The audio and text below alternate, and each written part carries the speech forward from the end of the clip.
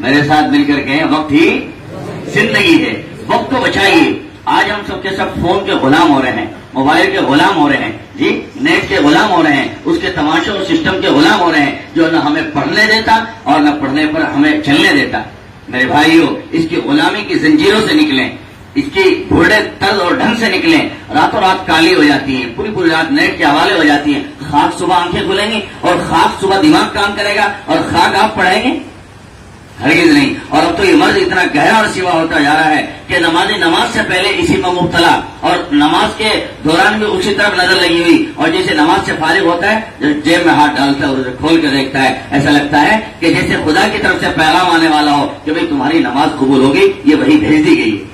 العیاذ باللہ۔ دوستوں، اپنے اوقات کو بچاؤ اور اس زہر سے بچو۔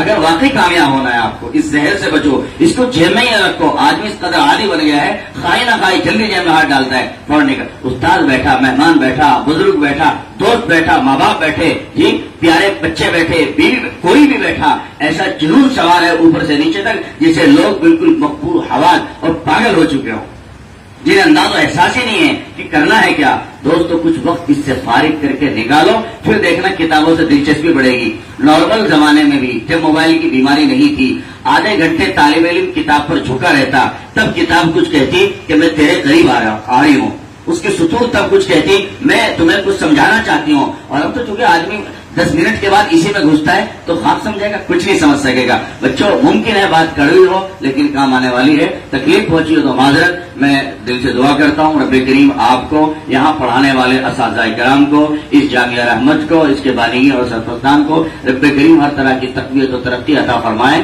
اور اللہ تعالیٰ اس ادارے کو صاحب صفہ کا نمونہ بنائے۔ وما توفیقی الا باللہ۔